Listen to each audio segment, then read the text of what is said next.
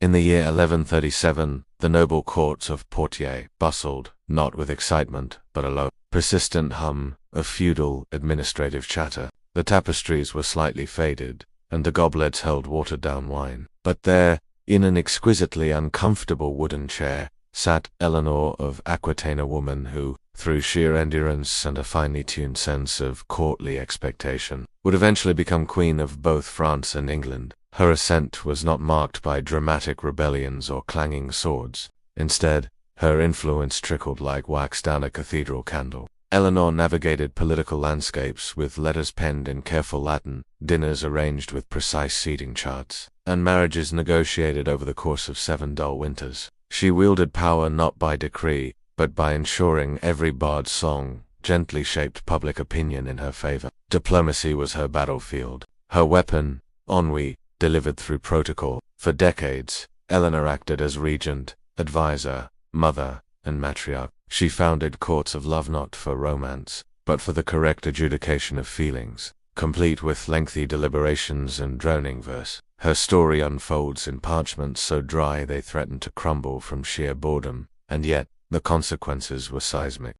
In the quiet lands of northern Italy, amidst hills more known for sheep grazing than political upheaval, Matilda of Tuscany etched her legacy with a quill rather than a sword. Born in 1046, she inherited swaths of land that stretched like yawns across the Papal States, and though she possessed titles and fortresses, her true power came from the monotonous ritual of governanza process, so riddled with paperwork it could lull even the most diligent clerk into a stupor. Matilda's days were defined by routine. The sunrise brought the sorting of parchment. Midday featured extended meetings with abbots about oat storage regulations, and evenings were reserved for transcribing treaty clauses so extensive they often required 2 oxide scrolls. She rarely traveled without a full caravan of scribes, all trained to endure legal terminology so dry it made desert sand feel like soup. Her influence stemmed from loyalty to the Pope during the investiture controversy, a topic historians have described as emotionally based. The dispute concerning who had the authority to appoint bishops dragged on for decades. Matilda's contributions were largely administrative, involving detailed correspondence filled with elaborate titles, triple seals, and overly respectful salutations. When Emperor Henry IV stood barefoot in the snow begging for absolution, it was Matilda who hosted the papal delegation. This dramatic scene, remembered in history books, was preceded by 4 days of silent negotiation, 12 drafts of apology wording, and a minor disagreement over soup spices all mediated by Matilda Estili patience and a seemingly infinite supply of ink. Her castle archives survive today rich, not with battle accounts, but with tax inventories of chestnut yields, and copies of ordinances concerning sheep pen width. These records, though profoundly unexciting, formed the bedrock of feudal diplomacy and spiritual influence. In the cloistered heart of the Rhineland, nestled between misty hills and polite silences, lived a boss. Born in 1098, Hildegard was a woman of immense intellect wrapped in the gentle folds of religious formality. She did not storm the gates of power, she quietly catalogued leaves. Her authority, rooted in spiritual leadership and natural philosophy, blossomed not through fiery sermons, but through her persistent study of medicinal plants. Within her convent's stone garden, she cultivated parsley, thyme, and a vine that may or may not have been related to headache relief. She penned Physica, a text so detailed and sleepy it once caused a monk to nap through Vesper. One of her most significant contributions to history was the fabled Council on Herbs, held on a Tuesday so foggy it dampened both vision and enthusiasm. During the council, 12 abbots and 2 record-keepers assembled to discuss the proper classification of fennel. Arguments were cordial but agonizingly slow. Phrases like herbaceous yet unbecoming were whispered and noted, followed by long stretches of reflective silence. Several scrolls were unrolled, consulted, and re-rolled. Nobody dared to make a definitive statement until the 9th hour, when it was concluded that fennel belonged under moderate digestive agents, subcategory, occasionally soothing. Hildegard's leadership extended far beyond her herb work. She oversaw chants sung at a tempo designed to neither excite nor confuse. Her musical compositions, while technically complex, were known to stretch across pages of notation so ethereal they were best interpreted during a nap. She also corresponded with emperors and Bishop Saul at a pace dictated by careful quillmanship and ink-drying schedules. Visitors to her abbey often left with dried sage, a lecture on cloud formations, and an invitation to reflect silently for 3 to 5 years. Her death in 1179 was marked with quiet sobbing and a 10-day moratorium on enthusiasm. In the twilight chambers of Castile's royal court, beneath ceilings painted with constellations no one could quite name, Queen Isabella presided over treaties as if they were symphonies, delicately arranged and best appreciated in full silence. Born in 1451, Isabella of Castile was not destined to inherit power easily, but when she did, she wore it like a cloak, tailored for bureaucratic winters.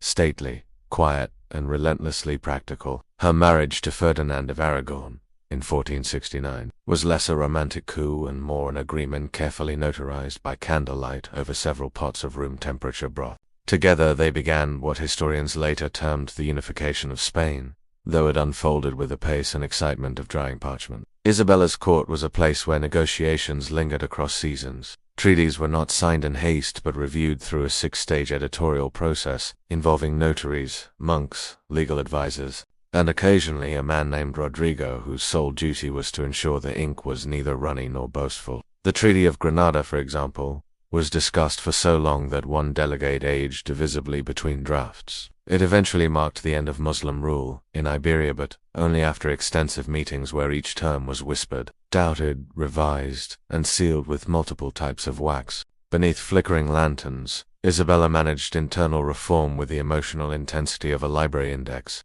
She restructured royal finance by introducing double accounting ledgers maintained by clerks, trained in fastidious handwriting. Clergy appointments were vetted for neutrality and sermon tone. Even her expansion of education was rolled out in timetables, so drawn out that some students graduated mid. She was neither a warrior nor a poet, but her careful orchestration of politics became the bedrock of Spain's Rizan, achievement inked into history with slow-burning elegance. Visitors described her presence as reassuringly procedural, and her throne room as a haven for gentle deliberation. Isabella passed away in 1504. Surrounded not by chaos but a somber hush befitting a life built from measured decisions and unwavering.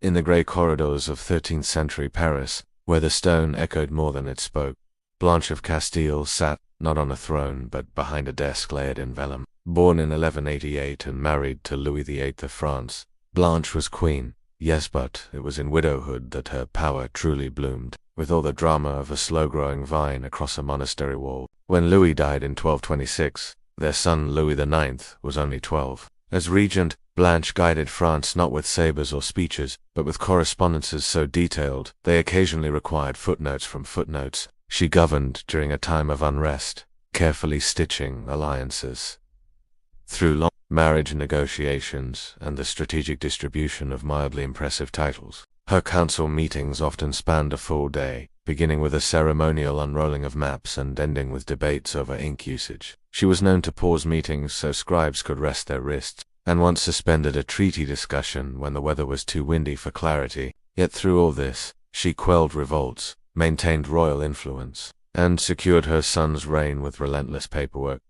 Blanche maintained an elaborate routine of letter writing. Each dispatch to nobles began with extended greetings, sometimes taking up half a scroll, and ended with nuanced phrases such as, "Let harmony be neither forced nor fleeting." Her advisors kept a ledger purely for recording how many copies of each letter were produced, indexed by theme, diplomacy, inheritance, mild grievances, and seasonal greetings. She was also fiercely protective of her son, reviewing his tutor's syllabi with a magnifying glass, and issuing royal decrees on appropriate bedtime readings. When Louis IX was crowned, Blanche did not retire. She simply shifted her focus to managing monastery renovations, including a 3-year debate on column width. She died in 1252, not amidst war or scandal, but following a lengthy inventory of church candlesticks and a quiet walk through the gardens of Mello. In the salt-kissed chill of the late 14th century Nordic kingdoms, Margaret of Denmark ruled not from a gilded throne, but from the robust recesses of administrative storage. Born in 1353 and married into Norwegian royalty, she became the queen who unified Denmark, Norway, and Sweden not by war, but through the exceptionally measured exchange of dried fish, trade records, and mutual tolerance for paperwork. Her reign saw the formation of the Colmar Union, a political alliance so delicately stitched it required 12 treaties, 48 clerical reviews, and the patient passing of countless scrolls between windblown fortresses. Marguerite preferred parchment to proclamations and built diplomacy upon inventories rather than intimidation. Her advisors, known locally as those fellows with tall hats and long sighs, spent many an hour cataloguing shipments of preserved cod from Bergen, lichen salves from Stockholm, and on one celebrated occasion a single well-packed barrel of dried blueberries, sent as a goodwill gesture from God. Margaret's skill lay in crafting documents that were both binding and bland. Her legal drafts featured terms like provisional goodwill exchange subject to seasonal affability, and maritime cooperation pending vessel dryness. She had entire clerical rooms filled with archive boxes labeled miscellaneous trade optimism, clergy disputes, sorted, and fish, dried, non-religious. She paid careful attention to castle storage.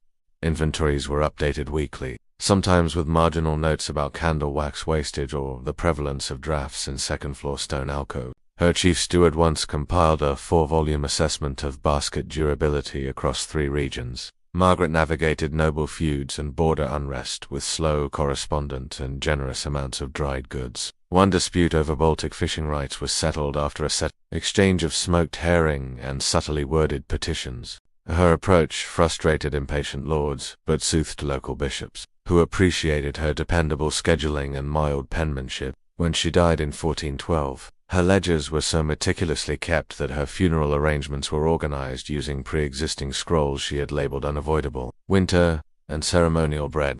Amidst the perpetually misty moors of 14th-century Ireland, tucked between hedgerows more ancient than memory, lived Lady Ethan of Moya, noblewoman of regional importance and infinite patience. Her estate was not famed for castles or battles, but for its meticulous documentation of boundary agreements. The Lady of Moy, as she came to be called, ruled with a quiet conviction.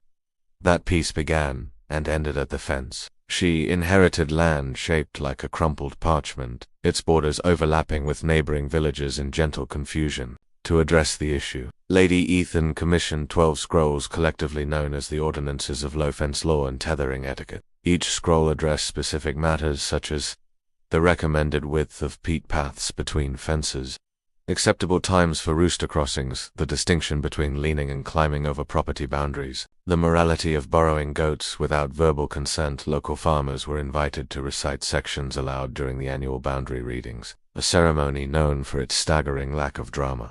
These gatherings, held in the damp barn behind the granary, involved lengthy debate about fence posts oak versus elder wooden, were often interrupted only by slow-moving geese. Lady Ethan herself never raised her voice. Instead, she resolved disputes through extended eye contact and long pauses. Her scribes recorded each resolution using ink made from elderberry and the occasional squash mushroom. Once, an argument over berrybush encroachment was settled after an review of vine growth angles measured against mid-morning shadows. The scrolls remained in use for nearly a century. Even wandering monks paused to admire the precise footnotes and rigid spacing. Neighboring regions adapted portions of the law, though they often edited out Chapter 9, which dealt with the ethics of whispering over a fence at dusk. Lady Ethan passed away with little fanfare, having achieved what few rulers ever could. 40 years of nearly uninterrupted neighborly civility, built entirely on documentation and shared distaste for ambiguity.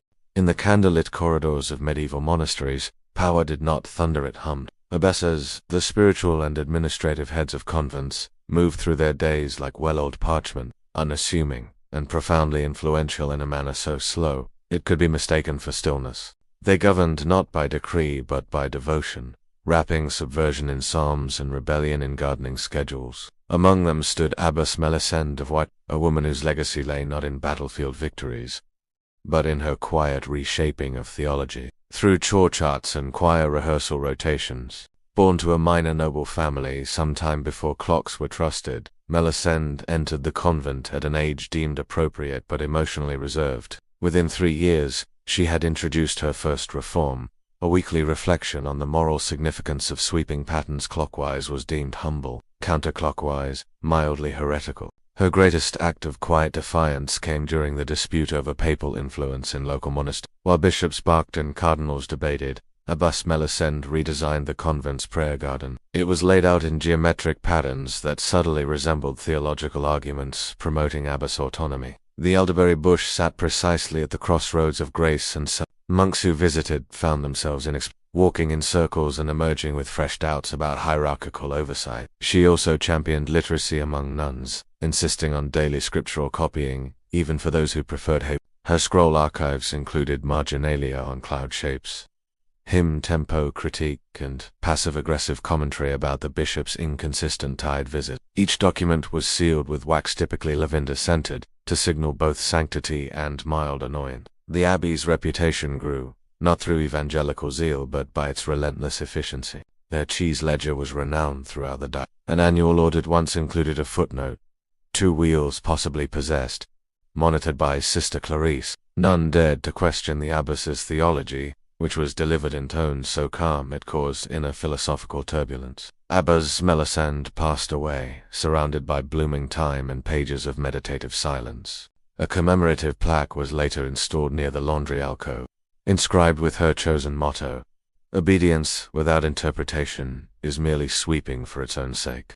In the stately stone manor of Windermere, tucked beneath ivy and unwavering decorum, lived Duchess Honora of Windermere, a woman whose influence spread not through edicts or armies, but through the sheer volume of grievances she recorded. Born in the late 13th century to a lineage fond of ceremonial footstools, Honora carried forward a tradition of aristocratic complaint refined to an art form. From the age of 19, she maintained an official ledger titled Petitions, Objections, and Mild Irks, bound in soft calfskin and rarely left more than 10 feet from her person. Inside were hundreds, eventually thousands of entries, cataloguing everything from improperly folded curtain tassels to the alarming frequency of unruly sheep near her orchard gates. Her preferred writing implement was a long, grey goose feather dipped in elderberry ink, chosen for its solemn tone and mild scent. Each complaint began with a phrase, "To whom it may concern," though concern may indeed be lacking, and ended with a flourish that often dipped into the margins. Scribes assigned to transcribe her work were rotated weekly to prevent emotional fatigue. She did not rule a large domain, but she ruled it entirely through correspondence. Farmers received formal notes about gravel. Priests were issued annual reminders to maintain adequate sermon pacing, especially during Lent. Even visiting nobles were politely corrected in writing regarding fork placement and cloak length. One renowned entry concerned her disdain for fowl near the west lawn. There exists no greater interruption to contemplation than the errant squawk of poultry upon gravel. What made Duchess Honora's administration remarkable was its stability. Her system of complaints created a rhythm of bureaucratic lull that soothed more than stirred. There were no uprisings, no feasts abruptly ended. Instead, a hum of quills and mild paperwork marked the years like rainfall on slates. When she passed in 1327, her scribes compiled her complaints into a 5-volume anthology, distributed to neighboring estates as a model of dignified administration and weather-sensitive ink usage. A monument was erected near the conservatory, featuring a sculpted scroll and the inscription, "Governance is best felt in the margins." In the upper chambers of stone keeps and manor hall spaces reserved for quiet contemplation and understated influence, medieval mothers shaped dynasties with gestures no louder than a rustle of linen. Far from the ceremonial pomp of coronations or battles won on muddy fields, their true dominion lay in the slow, deliberate planning of inheritance, the smoothing of rivalries between sons, and the endless recalibration of who sat near whom at supper. Among them, Lady Iselde of Harrowmere carved a legacy not with sword or sermon, but through calendar scrolls and whispered counsel. Born in 1262, she bore 6 children, and more than 24 strategic silences. Her skill was not in persuasion, but in the fine art of letting others reach her conclusions slowly or dearly after pudding. She commissioned a lineage chart so expansive it required a second table just to unroll. It tracked cousins thrice removed, marital alliances forged over wool trade, and a mysterious uncle known only as Gawain the Absent. Each entry included speculative inheritance percentages, marked in ink shades from likely to mildly problematic. This chart was updated annually by the steward's apprentice, who reportedly aged 10 years in the process. Succession planning was treated as a seasonal rhythm. Winter was for identifying heirs, spring for nudging them politely toward maturity, summer for quietly ensuring no scandal arose from pig wrestling tournaments. Fall, of course, was for reaffirming that no one named Ethelred should ever be considered for governance. Lady Iselde's correspondence to regional lords focused almost exclusively on gift baskets and inheritance clauses. Her favorite tactic was the soft parchment pause. in which she waited exactly 3 days before responding to a proposal, thus implying strategic contemplation when in reality she was knitting a shawl. When her eldest son prematurely requested a title, she responded with a 30-stanza poem about responsibility. When her youngest refused diplomacy lessons, she arranged to have the instructor relocate next door. Upon her passing in 1319, her succession plan unfurled without contretemps, act so rare that one chronicler wrote, "Never before has parchment prevented war." Her burial included the reading of treatise on secession with utmost softness, a document so thoroughly passive it caused one baron to nod off in the softly murmuring halls of the southern lowlands, where the only excitement came from the yearly repaving of the courtyard. Countess Eglantine of Blenwald created perhaps the most understated legacy of medieval administration. The Index of Minor Decisions, a 17-year effort to catalogue every choice made under her watch, no matter how inconsequential. Born in 1294 to a household renowned for its fondness for woven napkins, Eglantine rose to prominence, not through war or wealth, but through her obsession with precision. Her governance focused on the gentle art of accountability. If a guest selected jam over honey, it was recorded. If a servant adjusted the tapestry by a half-inch, it was noted. If a pigeon lingered too long on the eastern sill, a scribe penned its pause with appropriate hesitation. She divided her index into categories: dietary adjustments, fabric changes of emotional consequence, guest seating and resulting expressions, whether in its effects on Chousseau's dispute solved before tea. Her clerks, numbering 11, a peak count, wore matching taupe robes, embroidered with the word record. Their duties included daily transcriptions of firewood arrangements and evaluations of stable odors. One particularly robust entry involved the debate over whether lavender candles should be considered encouraging or merely acceptably fragrant. Countess Eglantine's court operated with such rhythmic stillness that visiting envoys often mistook it for a monastery. Decisions were slow, deliberate, and followed by a brief pause of witness, during which all present reflected on the moment just past. She pioneered the silent approval method, holding a finger to her cheek to signify mild agreement, used so effectively that an entire border dispute was resolved without words. Her most famous ruling involved the distribution of new linens to 4 villages. She issued 17 scrolls, each wrapped in ribbon and sealed with the phrase, "Let contentment be measured gently." When she died in 1357, her final wish was to have her body carried on a cart pulled by the most quietly determined ox, with mourners instructed to hum rather than sing. Her Index of Minor Decisions is still studied today by historians wishing to understand the noble art of making something out of almost nothing at a gloriously glacial pace.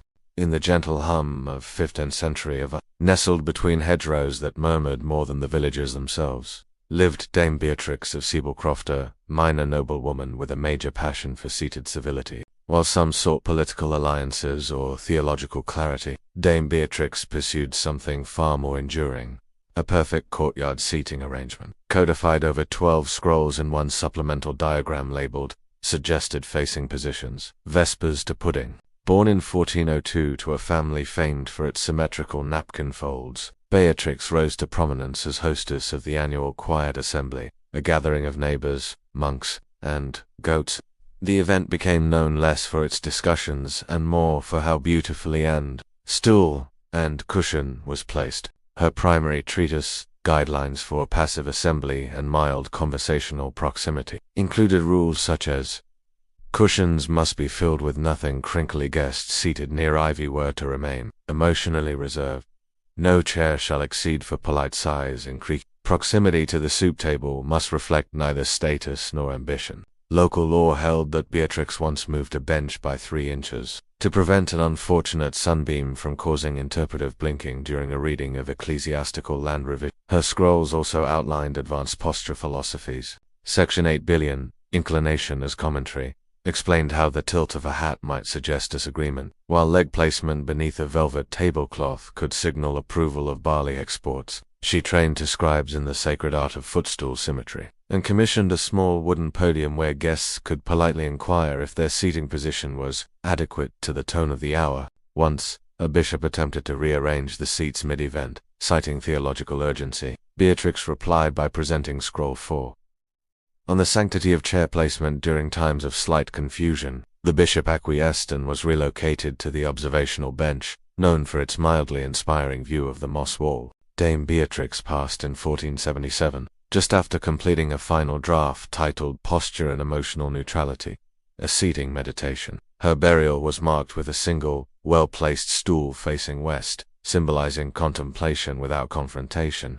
In the mist-shrouded priory of St. Aliero's Fold, located somewhere between three ancient stones and a persistent puddle, Prior Alice of Heathburn held dominion over the sacred art of bell. Responsibility she approached with the solemnity of liturgical meteorology. Born in 1385, and elected prior by a unanimous vote of 7 monks and 1 indecisive cat, Alice's greatest contribution to ecclesiastical governance came not in doctrine or dogma, but through a 5-year debate on bell-ringing protocols so exacting that local birds adjusted their migratory patterns to avoid distraction. The debate began innocently, with a question posed over turnip stew: should the morning bell ring before or after dew evaporation? What followed was a sprawling council of theological acoustics. 17 scrolls were drafted covering bell tone classifications: melancholic, ambivalent, resolute, preferred clapper materials, iron, brass, and dried wood, ringing sequences for minor saints' days,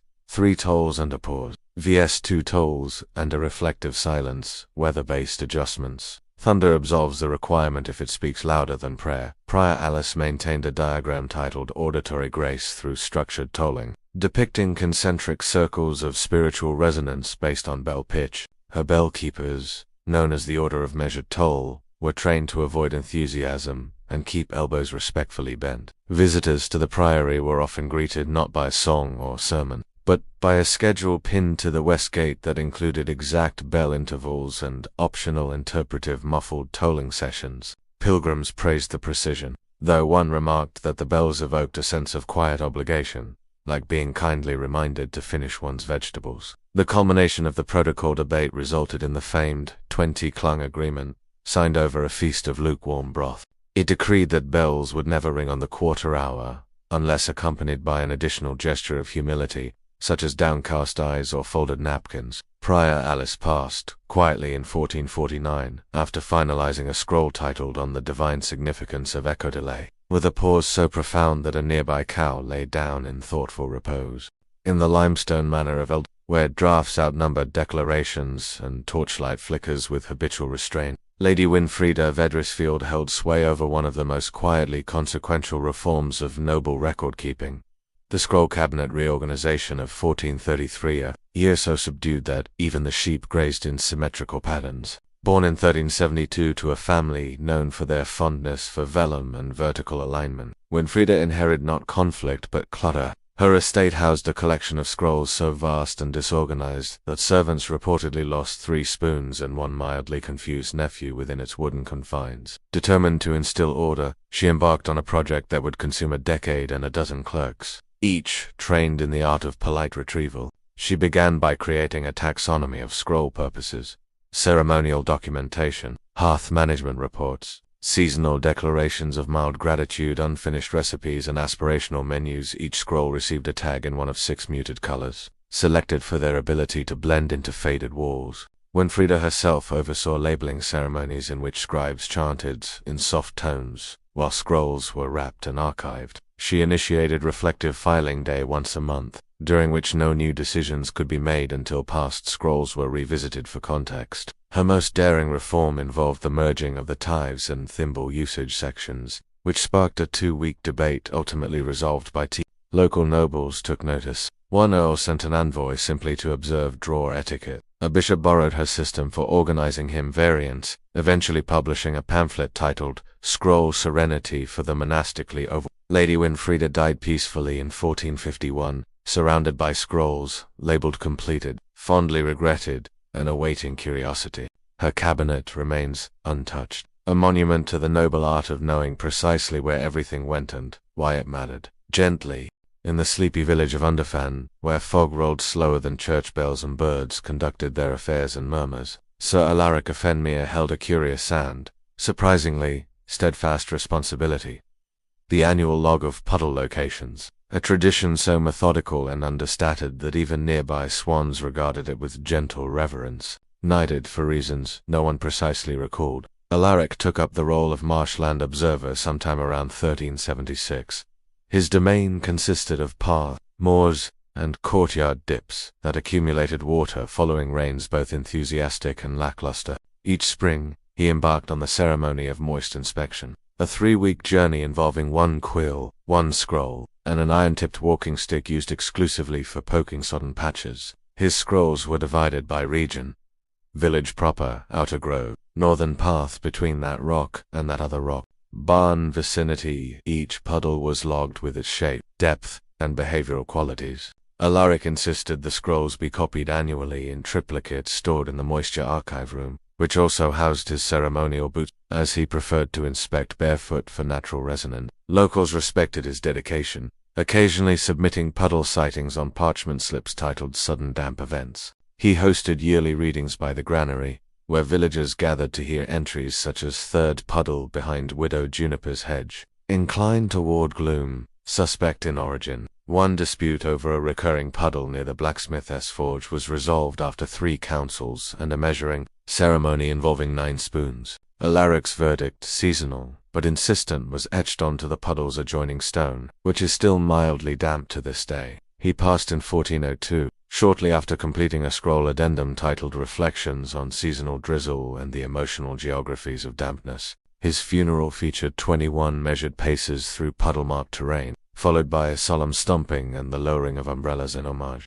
In the softly flickering dining chamber of crimson mere hold, tucked behind 3 hedges and one noticeably confused sundial, lived Lady Ceres of Belwind, a noblewoman celebrated not for feast or favor, but for her lifelong devotion to maintaining the most meticulous inventory of unused goblets in all the western counties. Born in 1411 to a family famed for their polite indifference to drama, Ceres found comfort in the gleam of polished silver and the notion that a goblet not used was, somehow, quietly dignified. Her collection began modestly.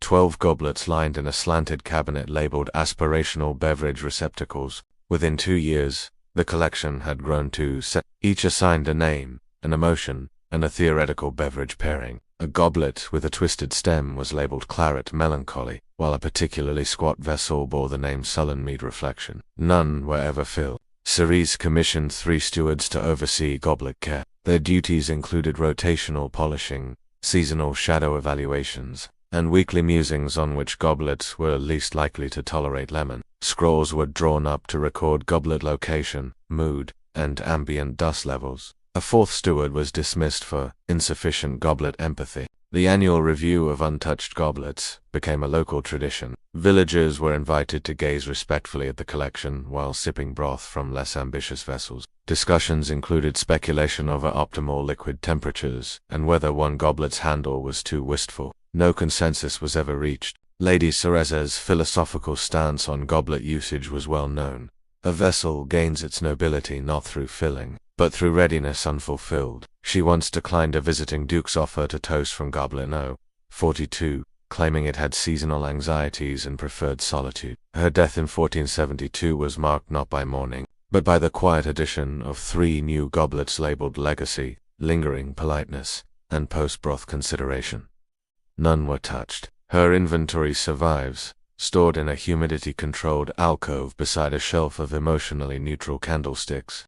In the time-worn cloisters of St. Lentul, where the fog seemed to pause out of courtesy and the moss grew with contemplative precision, Brother Drin of Wexholm performed a duty so hushed, it often went unnoticed by visiting bishops and local livestock alike, the annual census of whispered vows. Born in 1399 and assigned to the priory's scriptorium of mild affirmations, Brother Dren devoted his days and most nights to cataloguing the soft promises uttered beneath vaulted ceilings and behind half-closed sacristy doors. Unlike loud proclamations made at altars or the boisterous declarations of knighthood, whispered vows were considered a spiritual fog present, important and difficult to measure without tremendous patience. Dren was equipped with 2 scrolls, one for vows of emotional inclination, and the other for commitments of mild temporal urgency. His system included criteria such as breath warmth, vowel hesitation, and proximity to flickering lanterns. He established a vow audit chamber, a stone alcove lined with tapestries stitched in neutral thread, where monks confessed to overhearing sacred murmurs.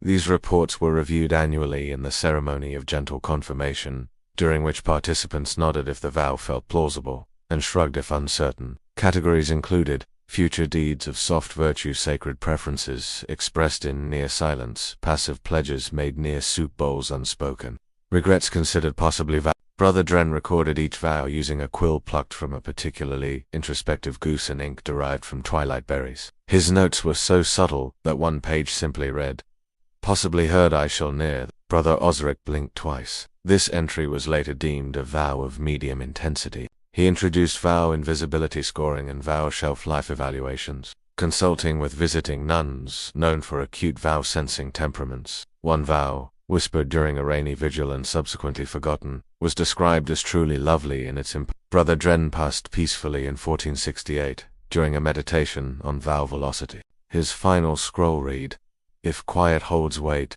then promise holds shape even, if no one quite recalls it." Today his census remains the softest archive ever housed in the Abbey's eastern wing, nestled behind a cupboard of ambient size.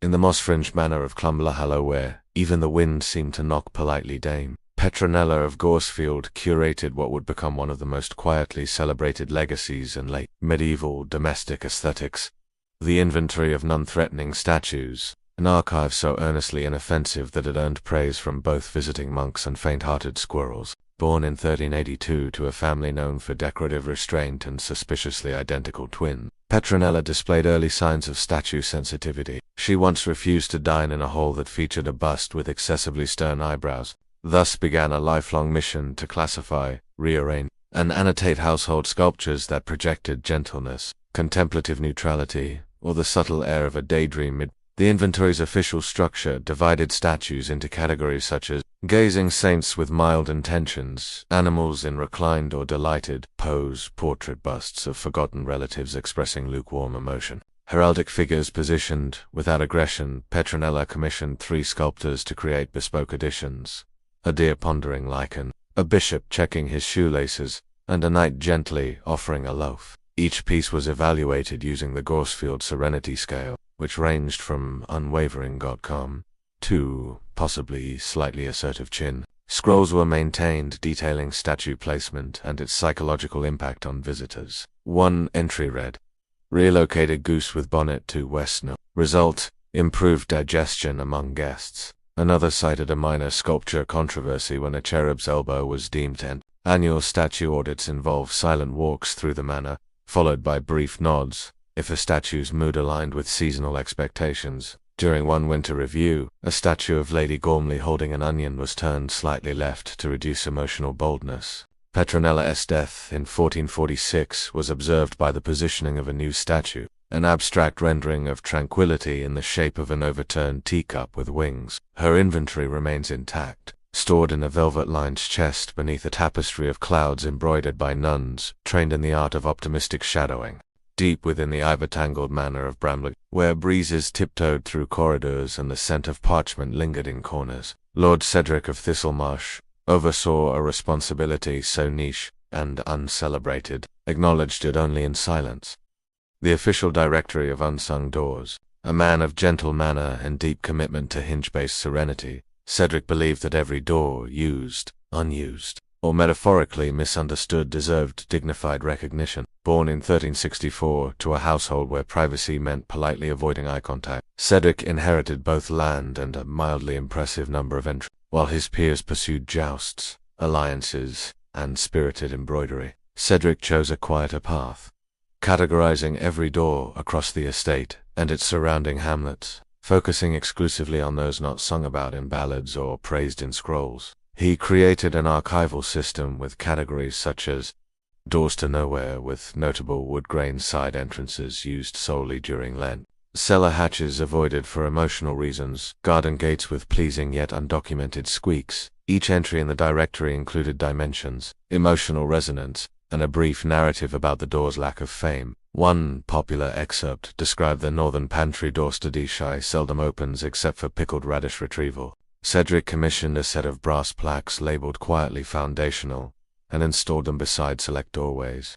He also hosted door recognition evenings, where guests were invited to pass through overlooked thresholds while whispering affirmations. One such event was paused due to a rogue hinge that expressed itself too boldly and was gently oiled into humility. The directory was kept in a leather-bound tome stored behind a door no one could quite remember installing. Cedric updated it monthly, often while sipping elderflower broth and humming tunes of no particular melody. He claimed the act of recording unsung doors helped prevent architectural melancholy, a sentiment later echoed by two chimney sweeps and a mildly poetic baker. He passed in 1429 during a particularly reflective inspection of the conservatory's eastern alcove flap. His final note, "A door never known is a passage never judged." Today Bramblegate keeps the directory in a climate-controlled cabinet with doors of its own, none sung about, or quietly proud, in the fern-cradled village of Woolmere Hollow, where even the chickens moved with pensive intent. Mistress Aloan of Hedgebrook devoted her twilight years to a legacy of curious devotion.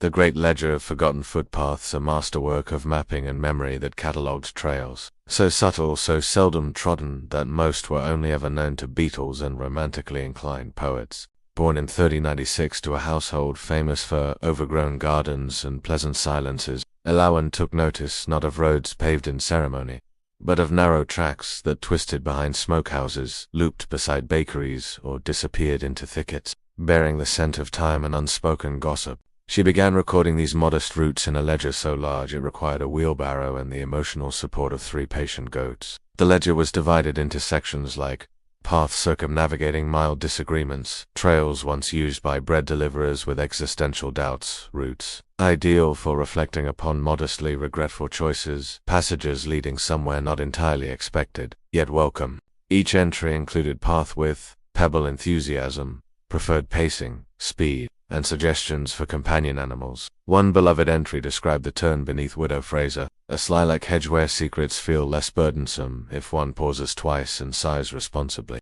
Mistress Aloan hosted seasonal walks of mild discovery, where villagers wandered these forgotten paths while contemplating the ambiguity of mold on cheese or the tone of Wednesday sermons. Participants wore soft boots and carried scrolls for spontaneous footpath poetry. One path, dubbed the Loop of Occasional Clarity, inspired a local boy to write 5 verses about gooseberries and parental expectations. Her final addition to the ledger, barely visible, Trail Through Lavender, was marked with a note, "Should only be walked in the presence of good intentions and mild weather." She passed quietly in 1463, leaving behind a volume so evocative that the local archive installed it in a glass case lined with moss and soft size. Today, the ledger remains open, resting beside the village's quietest gate. A sign nearby reads, "Step softly, the path remembers."